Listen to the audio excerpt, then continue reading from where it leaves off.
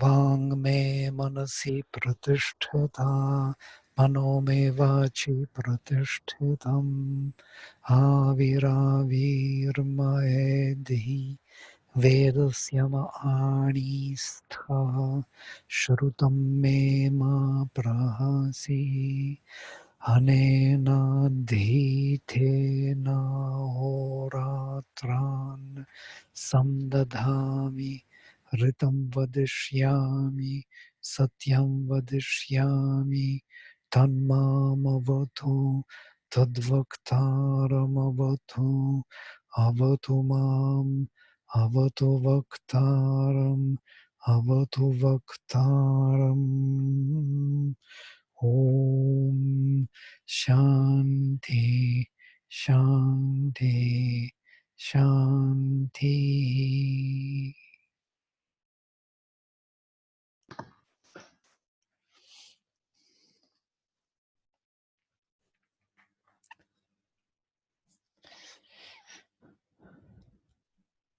All right. Uchantyam me yajata devakshatre rushadgavi sutam somam nahastibhih apadbhih dhavatam nara bibharato archananasam. We read it, yeah, I remember. Quite a difficult verse. There is this relation to the hands pressing out soma and to the feet running, yeah, towards us or towards sacrifice, trampling. You're trampling steeds, literally. You're trampling steeds.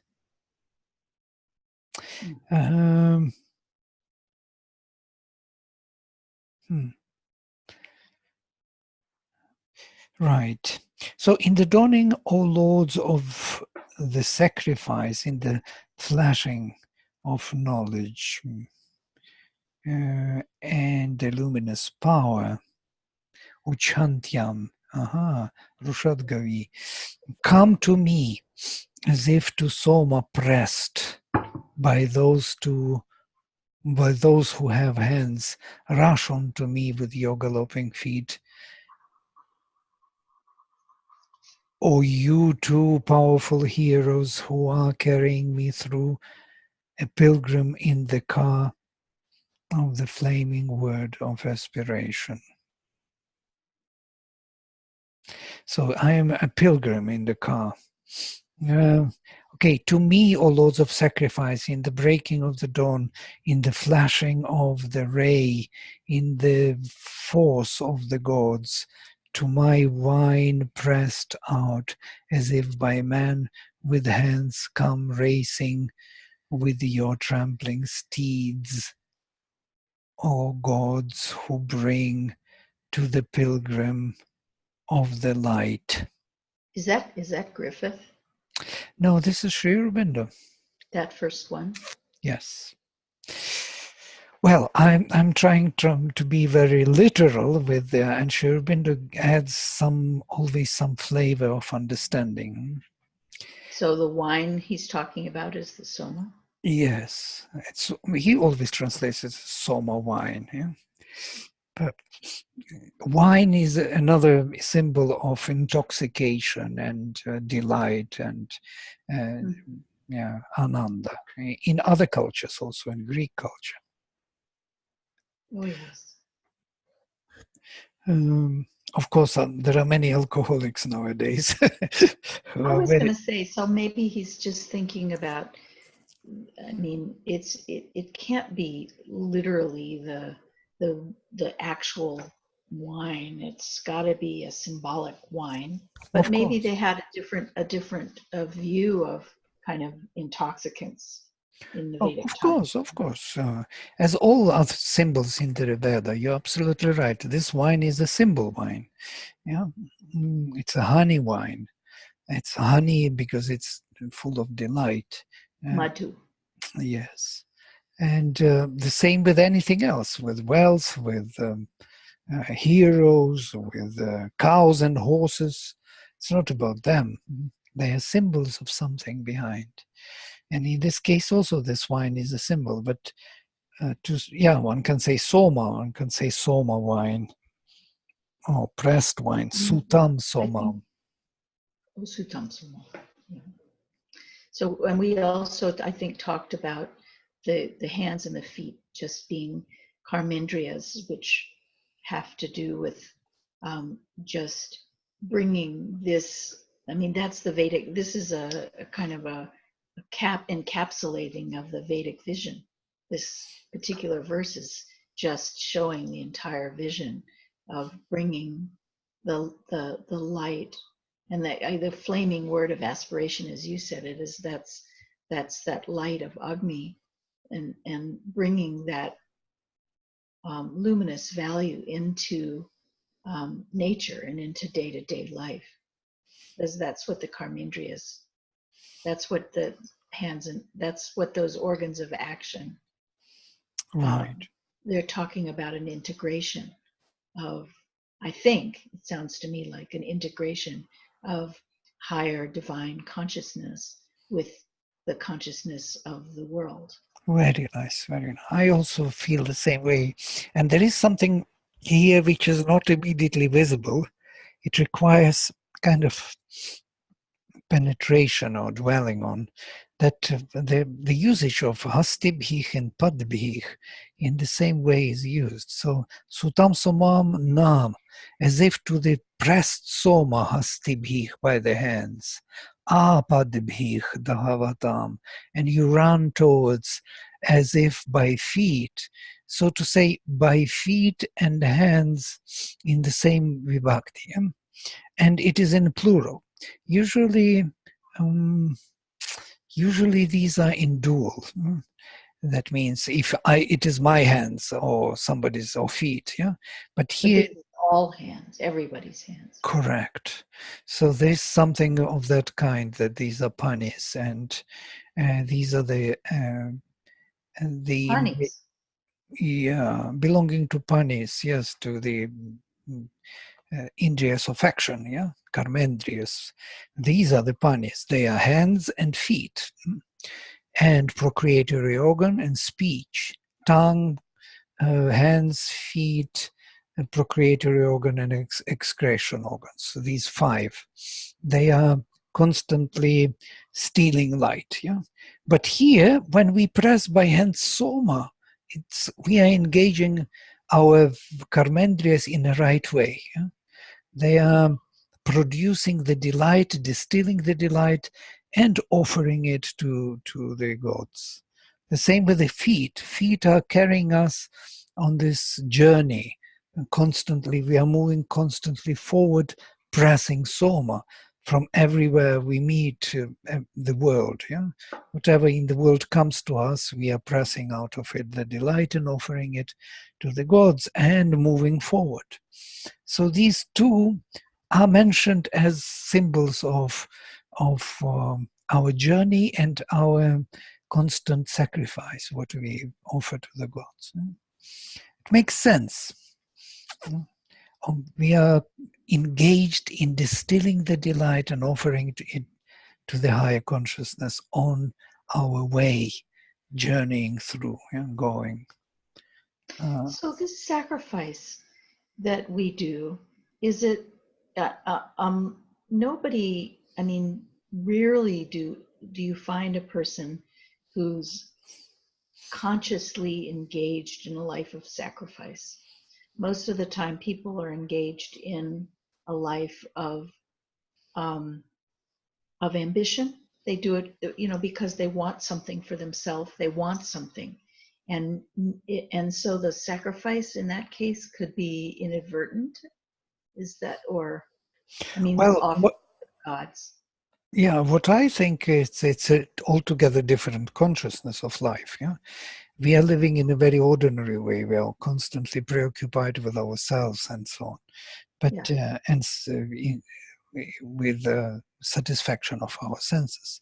But here it's another view. The world is the pilgrim sacrifice in a way that you are already aware of the divine. Yeah? You want that presence to be spread and to be constant wherever you are in time and space. So on the way you will have to do it always, because you cannot keep it, because the time moves and the space moves. So you will be doing it again and again and again and again wherever you are.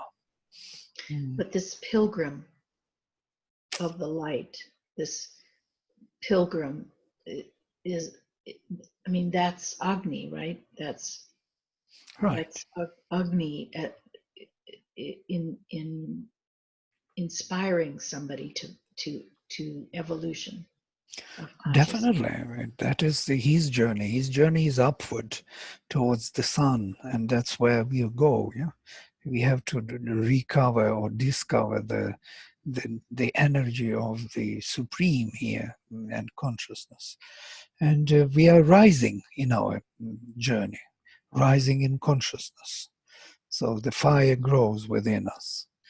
Of course, we stay on earth, but the fire, the consciousness grows, the power of that consciousness grows towards heaven.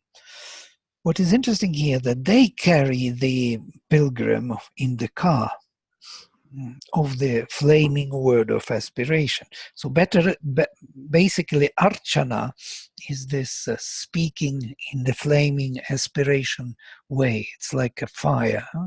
Is that like an arti, maybe? Like an oddity?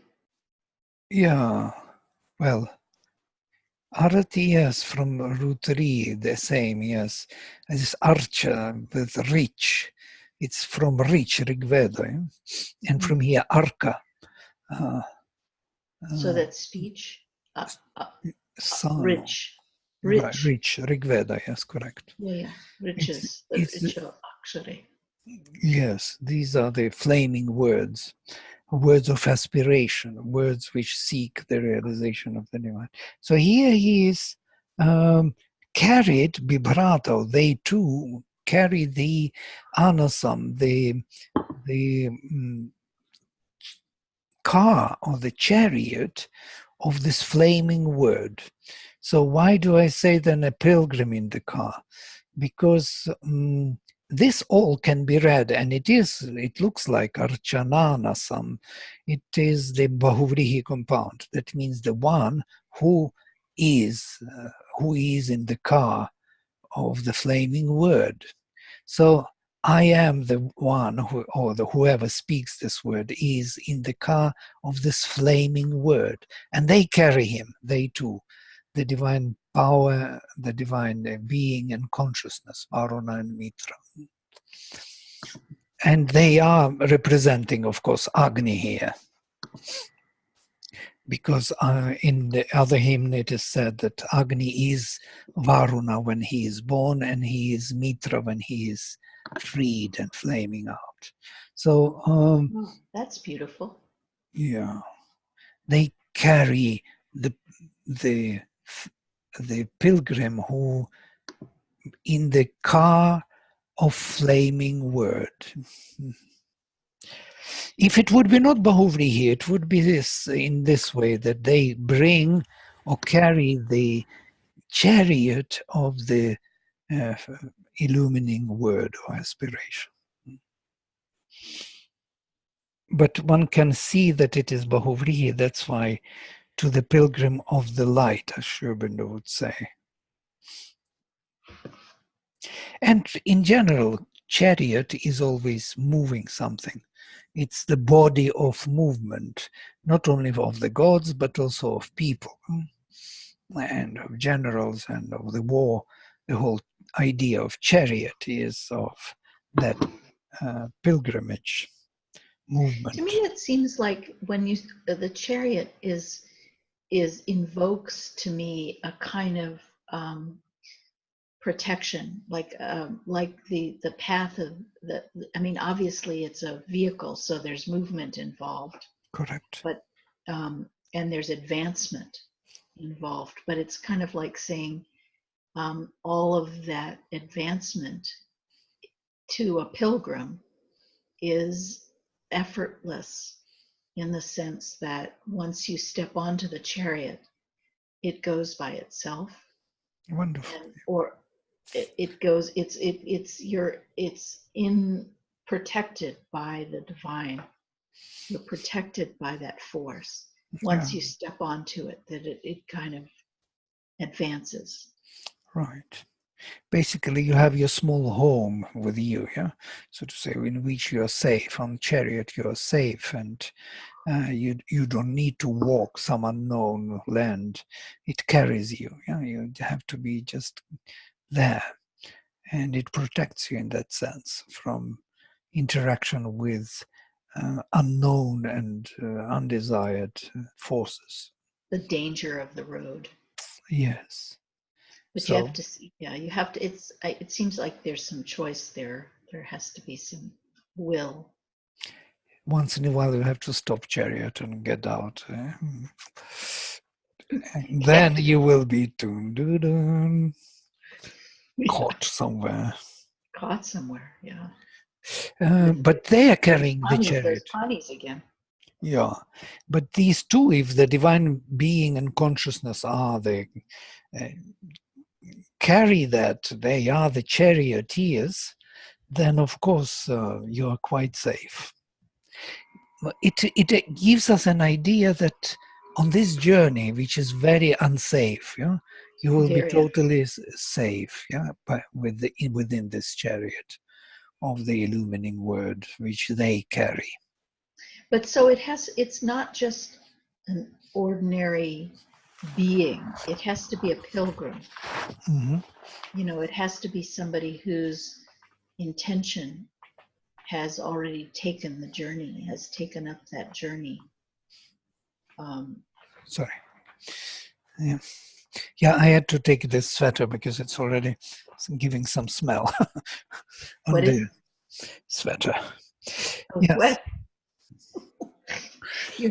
You're offending yourself. No, sweater was on the this how to say heater, and heater Oh, was too strong. oh, good. Pull over. Pull Pull on. that. Mm. Yeah, Yeah. so it's a beautiful idea of a journey and safety, and they carry, and it gives an idea immediately that we on the spiritual journey can be safe, can be protected by them, can be carried by them, by the divine being and consciousness forward. Actually, they are carrying the chariot. We have to simply sit there and do our sacrifice. Yeah. Yes, do the sat. But see, that's the point. Is the pilgrim of light. You have to be. You have to be a pilgrim to merit that kind of protection. Yeah. What is the word that's there that is being translated as pilgrim or pilgrim of That's what light? I'm saying, that it is literally the chariot of the flaming word. Yeah? I see. But it is Bahuvrihi, that means it is the chariot whose Yasya Saha, yeah, yeah, or whose this chariot, that is him. Him who is carried by the chariot of the flaming word, who is within the chariot of the flaming word. Uh, Mm-hmm. Well, it is as if his name, yeah, of the pilgrim is the charioteer or chariot of the flaming word. So we are carried by these, and that tells us that they protect us really on this journey. At least to me, for the first time, I see this idea of being carried forward. By the way, there comes in the spiritual journey, there comes a time when we will be totally safe and protected right. and carried I'm very forward. familiar with that.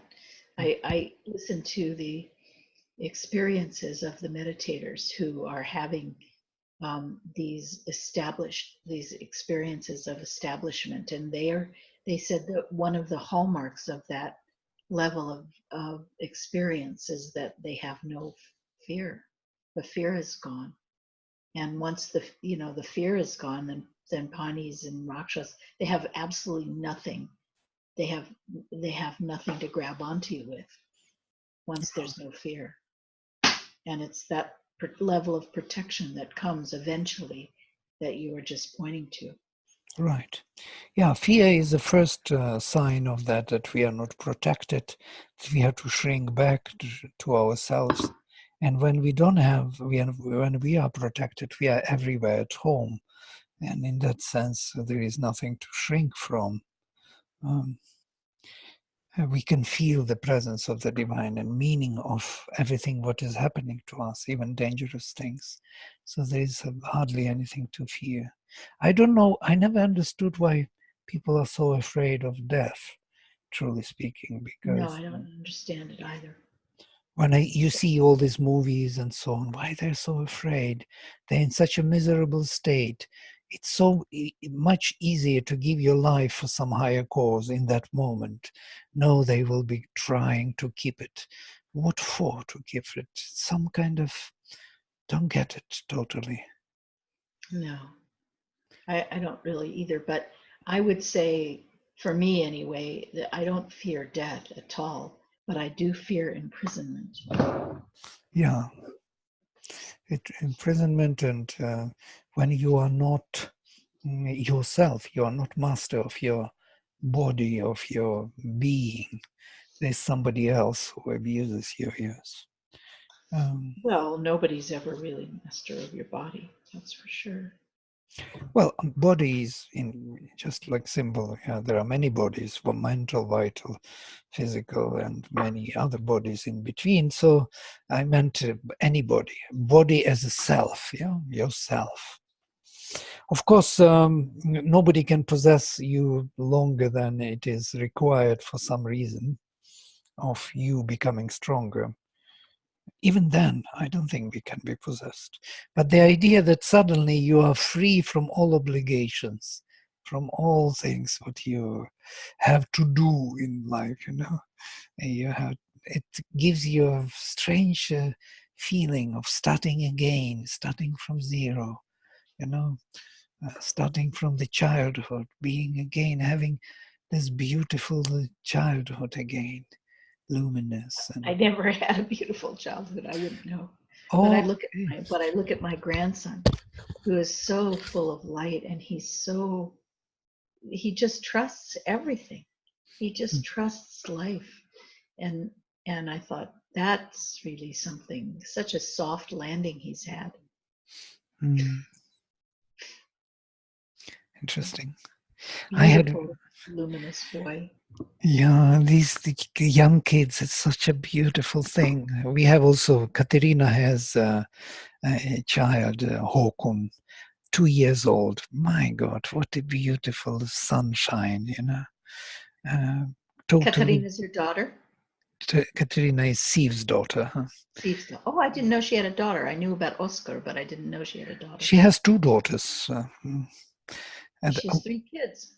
yes, and first daughters are also, they are very beautiful. Camila and Katerina, very beautiful ladies. Mm. So Katerina has one kid, and when you look at him and you think, wow, he just begins his journey now in the body. He's building the body. What a gift. Well, it can be a gift or it can be absolutely torture. And Yeah. it just depends on the punya, I guess, what you deserve, what kind of, landing place you have when you start over. And it's really beautiful for me to see what it's like to have a completely, just like a soft landing, and moving forward without having to be protecting yourself all the time, when you have no power or no, no nothing. Right. Right. Anyway, it is beautiful. It's been 24 hours of just wonder for me. But we can still live that life of that beautiful child, yeah, because we are looking for that life. We're looking for the life of that life, but it's almost like that chariot. That chariot is like, they talk about the divine when it, when you're aligned with it that way, that you feel complete trust in the divine and all the laws of nature to protect you and care for you. And then eventually you kind of one comes to realize that even when you suffer various hardships, that's still the protection of the divine. So that's where the trust comes, and the surrender comes, is realizing that chariot is carrying you no matter what. No matter what your experience is, you're still in that chariot once you surrender your life to the divine. Yes, absolutely. And since we already kind of did it, even if the journey is difficult, even if it is bumpy road, that is not really dropping us off the chariot. But I think that don't we have a responsibility for that? In other words, you still have to choose every single moment to be on that chariot. I mean, you have to.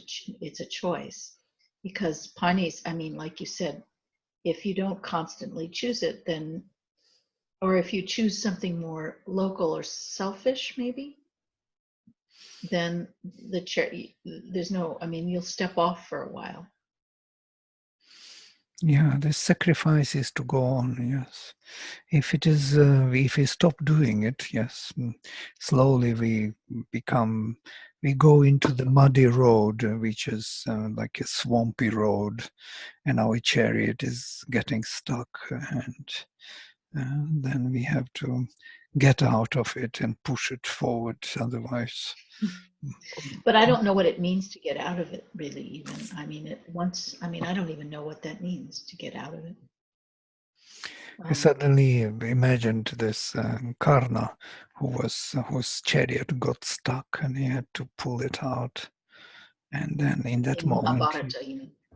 and in that moment he was killed by Arjuna. If he would be in the chariot, he would not be killed.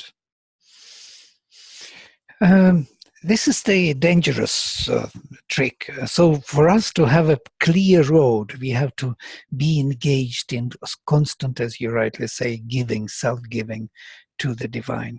It's not just sitting in the chariot doing nothing. The surrender we must do. And if we don't do, the chariot will get into swampy road, and then we will have to. So is that just the regular abhyasa? It's everything. It's abhyasa. It's everything. The main thing is the fire burning within. That unquenched fire, which is so constantly aspiring towards the divine. Loving. But the sacrifice itself is, I mean, is it enough to just think all of this is for the divine? There has to be some kind of demonstration. I mean, we don't do yagyas here because we don't know them. We don't practice that. We don't do. So the sacrifice is actually giving your individual consciousness, your individual thoughts and needs and desires. You don't give them up. You can't give them up until they're finished. But it's giving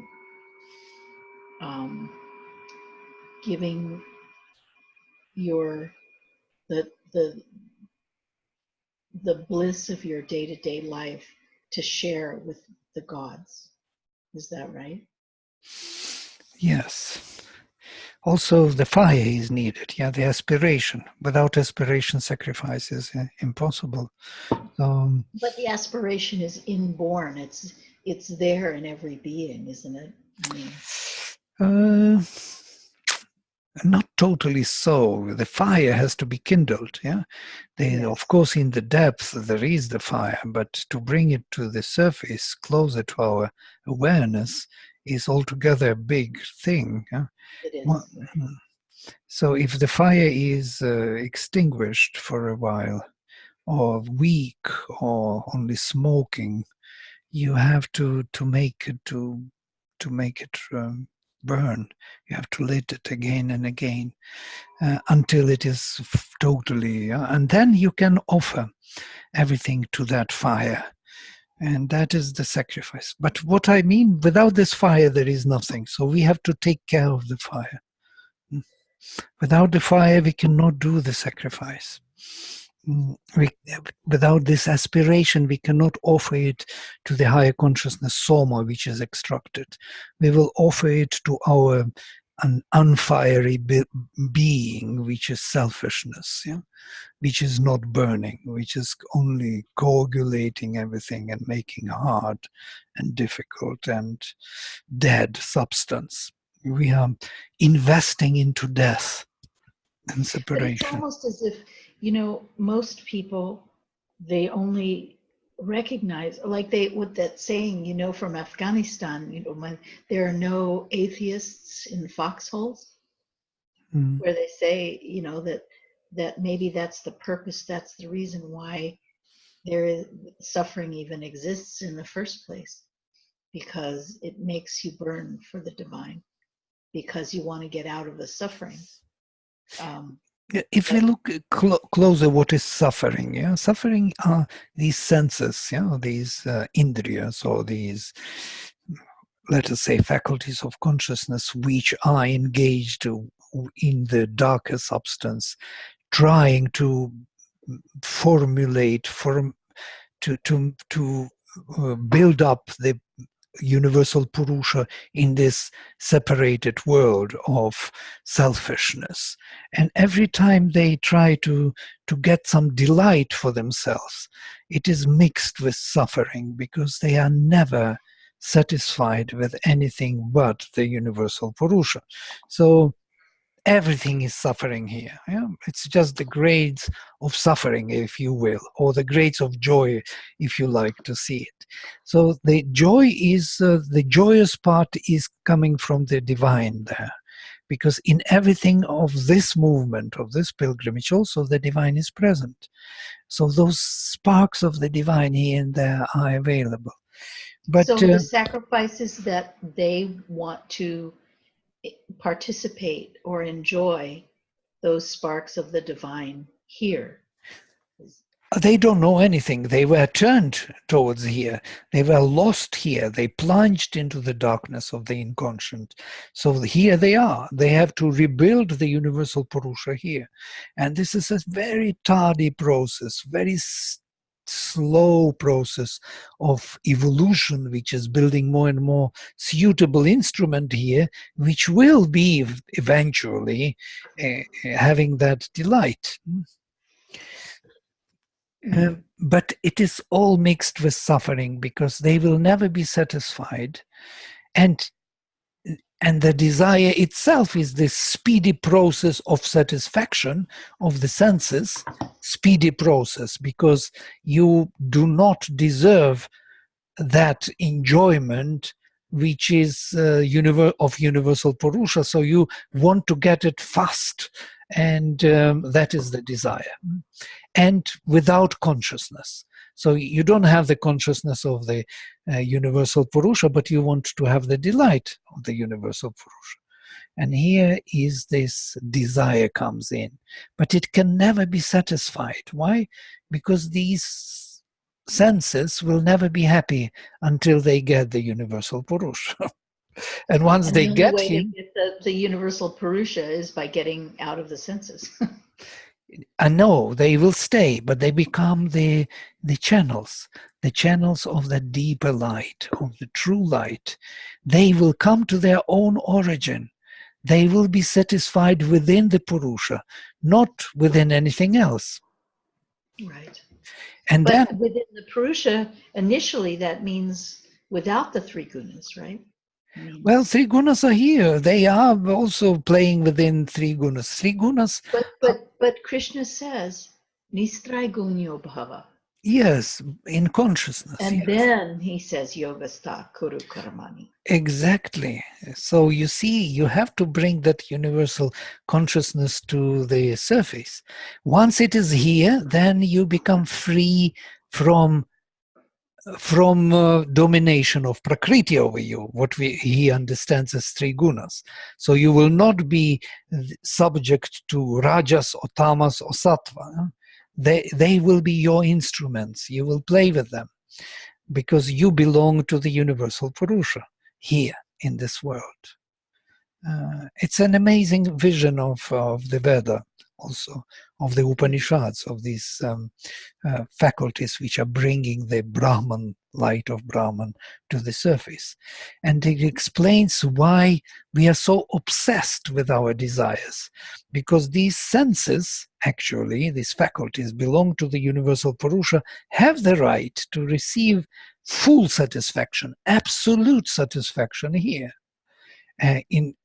They are used to it. They don't know anything else. So they're running for total satisfaction, for absolute, desire has to be realized. And you can't realize it here in this partial world without universal Purusha. So here we are. So the sacrifice itself, though, is the man offering the joy of the senses Right. to the gods, to Exactly. the Devas. Absolutely. This is the very thing, yeah? That you take the delight which senses may receive, and instead of feeding them egoistically and making them stiff and separated from the divine, you offer that delight deeper to their origin. And you get the deeper action of senses, deeper faculties coming, reaching out. And these faculties are our mind, our seeing, hearing, speaking, and they are all on the supramental level. There is drishti, revelation. Revelation can reach out through the seeing. The inspiration can reach out through hearing to the surface when you offer the delight to a deeper source of senses. And then the word, the divine word can reach out as these hymns. And then the divine mind, the supermind, can reach out to our reason and to our separated mind in darkness, to our physical mind. It can touch it, and we would feel the presence of that deeper origin of senses through the senses. So when people go to church, say Christians or Muslims or anybody, I mean, when I say people, I mean people who are not Vedic, but they are religious, and they come together in these, on Sunday, and they do this, call, they're reading in a book something, and then the priest or whatever they call them, reads something, and then everybody responds to it by what's in the book. And there's a kind of a group consciousness that takes over for that hour and kind of has that upliftment or that feeling of having connected in some way with the divine. Does that is that also sacrifice? Yes, of course. As Sri Krishna says in the Gita, they can go their own way. They can worship me in different forms. And I will always be there, because it doesn't matter what form you are going through. Means that you have the fire, you have the aspiration. You love the divine. You want to realize the divine. Culturally, you may have, religiously, you may have different forms. Some religions, unfortunately, are very much loaded with dogmas and dogmatism. Almost all of them. Yes. And in that case, of course, they are no match for Vedic religion. No match. Well, the Jewish people have this beautiful expression, at the basis of their religion, that they keep going back. It's like a mantra that they keep going back to. They call it the watchword of the faith, which that says, hear, O Israel. And it says here, hear, O Israel, the Lord our God, the Lord is one. So they recognize that oneness, which is God, which is divine. But honestly, it's very hard to find a recognition of that oneness in any of the behavior or any of any of it. And I around here in the South of the United States, where they have these Baptist churches and everything, I've gone to several of them, and because I wanted to see if I could, really connect. And honestly, there's a lot of yelling and screaming, but not a lot of I know these your churches in the US are really marvelous in a way. What they do there, that's such an ecstasy, a vital ecstasy. vital ecstasy. Exactly. But that's also, they talk about, Jesus. There's a country song, about Jesus taking the wheel, which is kind of like, the chariot, and having the divine driving that chariot. And so, I guess that's also, if you really live that, that's also the sacrifice. Of course, definitely. If there is the fire of aspiration to realize the divine, doesn't matter how you call it. Matters what you do, how you really do that aspiration. Is that aspiration only a vital exaggeration, an exaltation of some kind? You kind of exaggerate it to the extent that you start believing in it. And I'm sorry, I don't think this is the way. There has to be... Marshy calls that mood making. Yeah. Making the mood of... And that's what worries me about, that's what I keep thinking about this.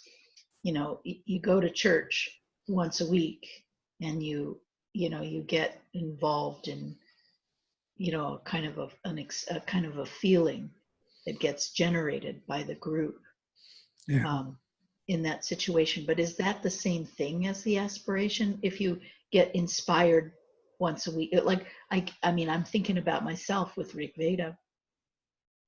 Every time I connect with Rig Veda, I feel like I get supercharged with a notion or an idea or an understanding of that evolutionary, that fire, that aspiration. But as to whether all the rest of my activities support that aspiration, well, that remains, that's not necessarily clear. Yeah, no, but it's definitely not the same in the churches, and I cannot even stand this when they do these things. We see it on TV sometimes. It's really such a circus, and everybody is in tears and laughing. All this. Were you raised Orthodox Russian? Yes, my grandma was like this. My father and mother were communists. They were against, but my grandma secretly, of course, every time when I was in the village, and I was in the village every year for 3 months, we went to the church and so on. I didn't like that, actually. I didn't like that we have to kiss the cross. I didn't like that why all this kind of thing, there was no true aspiration there. So that's the key then. That's the key, is the true. So is the true aspiration. Yeah, and true aspiration comes from the silent, absolutely peaceful heart. Yeah? You cannot get it from the exaggeration of the vital. It just blocks it away. It imitates the love for the divine. it creates this. Even mother, we went even farther. She said that, for example, Ramakrishna was having these, exaltations, or he started to dance and to sing, and Yeah. in this He's kind of, famous for that. yeah. And mother says that this is the weakness of the vital, and very clear to, and that makes to me totally sense. Yeah, the vital cannot hold the delight, and it starts imitating and wants to join and to enjoy its own movement. Yeah, it reflects upon itself, and it becomes this kind of, and this is something we have to clean up. We have to clean our vital. So you feel that the genuine sacrifice, the real sacrifice, is in silence, is something which is. Definitely.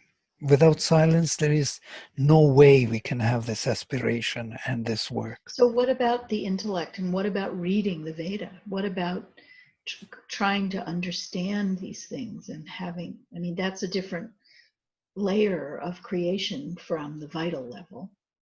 It's a different level of aspiration when you're trying to understand, you know, satyam varishyami, ritam varishyami, this. Yes, but it is very similar to, without silence, you will not get to the meaning of these words. You will not get it. Well, that's richo akshare parame vyoman. Yeah, there must be, or these words also, they create silence within you, and then they reveal something of their own meaning to you. If Yes. they don't create silence, even if you say what they mean in a correct way, you will not have an experience of it. There will be no presence of the spirit, which is the most important. What they are meant to do. They are meant to bring that consciousness in. And that consciousness has nothing to do with exaltation or tears or shouting you know, and showing off how you are. Kundalini. Yeah, or Kundalini, how people do it already Yeah. on the stadium. The whole stadium is awake. 80% of people got awakened Kundalini. Incredible. Awakening of Kundalini is such a sacred way and process, and so rare it happens in this world, too few, and the whole stadium is, saying that they are Is this already there. Rajneesh? Your Rajneeshis? Oh, there are many of them. There is Amma is doing also. There is another Amma. There, it's all how to say, imitation of spiritual path. Of course, if there is no real thing, at least some imitation. But for those who have some already were touched by the real consciousness, this is totally unacceptable. Because it blocks away, it creates insincere blockage, which is deviating you from the path. And then you believe in yourself, and even believing that you are chosen instrument is a very dangerous thing. Even thinking about it, yeah, you have to be totally always yourself, yeah, and then it may come. If you start believing that you are chosen for this work and you have to do it because you are chosen, it's the end of the story. It's a very insincere trap. Well, it's, anything that makes you identify with your ahankar is something that's going to trip you up at some point. Yeah, and we learned it on the way. We tried to do this also and see how it works, how it feels, and it feels wrong. Every time it happens, you feel wrong as hurt. It should feel wrong, but it doesn't to everybody, because you look at there's so many people who put themselves up as gurus when Oh, they well, don't have it's the. business. It's business. Yeah. Yeah, Marcy said. Marcy said, "Why would you want to take on other people's karma um, in that way? Why would somebody is puts themselves up there, and then all of a sudden they are responsible for, once you're a real guru, then you're responsible for their entire path, Yeah. and then then you've really trapped yourself." Yeah. Yeah. Well, the lords of the journey. Yeah. The laws of the journey. The Rishi invokes the two great increases of the truth in our being to lead us in our journey to the That's Mitra plenitudes. and Varuna. Yes. To the vastness of our true existence, which they conquer for us out of the narrow limits of our present ignorant and imperfect mentality. But they do it then. Yeah. All you have to do is you have to show up then, and you have to be willing to sacrifice, and then they'll actually lead us in the journey. Right. Look how beautifully is built the whole sentence. It's one sentence. The Rishi invokes the two great increases of the truth in our being. They are the increases of the truth in our being to lead us in our journey to the plenitudes. What a beautiful vision. To the vastness of our true existence, which they conquer for us out of the narrow limits of our present ignorant and imperfect mentality. Everything is said in one sentence. Fantastic. This is a resume of the hymn. Well, That's yeah, we've been talking about that all the whole yeah, hour. but we kind of don't think in those grand, how to say, concepts, visions, movements. These are universal movements, yeah, journey towards the plenitudes, But increase that's the why we read the truth. Rig Veda. I mean, that's why we love Sure, the Rishis, because sure. they drag our understanding into its largest possible context. Yes, yes. I mean, we, in general, as a humanity, we lost this capacity to see the beauty in this. And then only when the experience comes from it, then we can see the beauty. When experience is not there, these are just nice words, which are not registered even.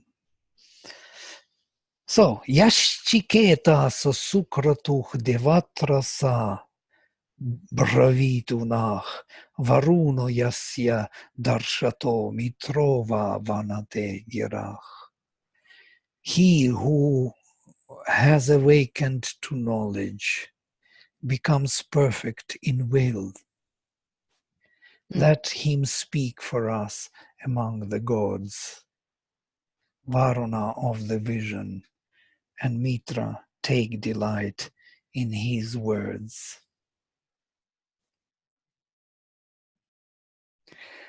The one who is conscious, he is of the perfect power of action. He should express, representing us among the gods by his voice, of whom Varuna is the seer, and Mitra rejoices of his voice. That's nice. I like the way you did that.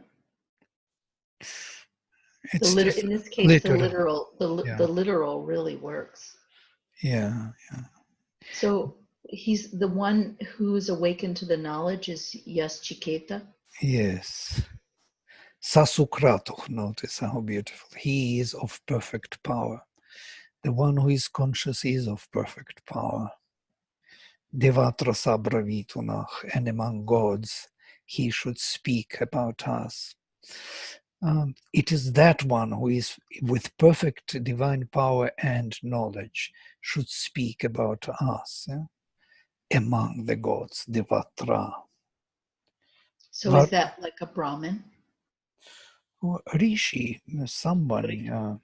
Okay, Rishi, better, even more universal.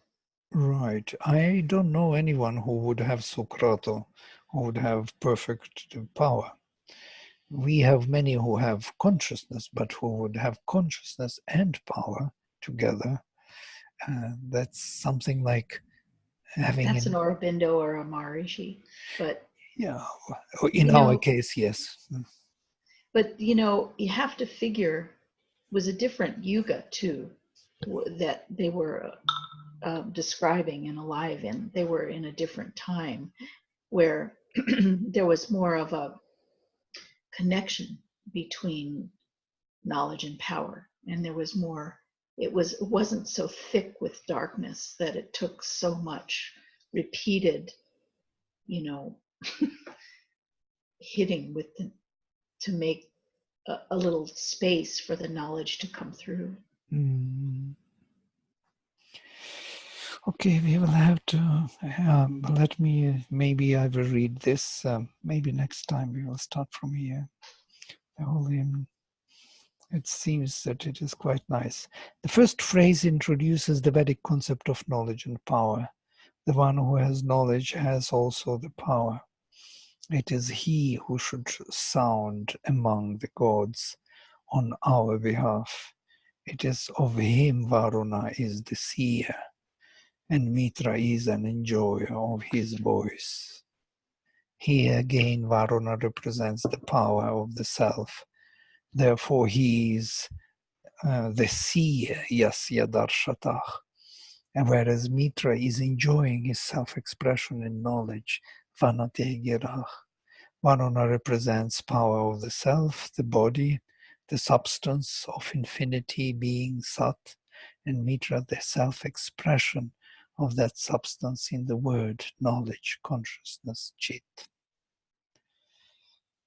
Yeah, it's a constant topic of Vedic rishis. Being and consciousness, self and the Lord, the self and the Lord. So when they say being, are they talking about just existence itself, just the very fact of existence, or are they talking about Varuna, the unbounded being? But the very fact of existence speaks about unbounded Varuna, yeah? Because everything exists, and exists not only on the surface, but it has existence everywhere, Yes. on every level, from the highest to the lowest. This is Varuna. So difficult to put it into the perspective of the mind, of the logic, because it pervades all the levels. And consciousness is also on all the levels. That's right. Right. So when I guess I'm imagining that the first phase is that you, or is that Aurobindo? That's Aurobindo talking, right? No, it's my comment. It's a brilliant. So there are phases of this journey. There are phases of recognition, I guess, of existence and consciousness.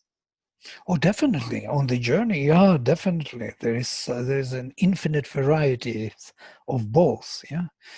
And but I mean, I think the one who has the knowledge also has the power. And we've had lots of conversations about that. Sure. About oftentimes the one who has the knowledge has no power, and the one who has the power has no knowledge. Correct. And that's kind of a Kali Yuga kind of fact. But here he's talking about this Aitreya, I guess, is recognizing, I mean, this is probably was true in his time, that knowledge and power were commingled in that way. I will have to sign out now because I have next class now coming in a minute. Yes, as do I. Okay. I'm glad we got a chance to meet anyway. Very, very nice. I'm grateful. Okay, Om Vang Me Manasi Pratisthita Mano Me Vachi Pratishtitam Avir Maedhi Vedasyama Ani Sthaha Shrutam Me Ma Prahasihi Anena Dhitena Horatran Samdadhami Ritam Vadishyami Satyam Vadishyami Tanmamavatu Tadvaktaramavatu Avatu Mam Avatu Vaktaram Avatu Vaktaram Om Shanti Shanti Shanti Hari Om. Okay, Namaste.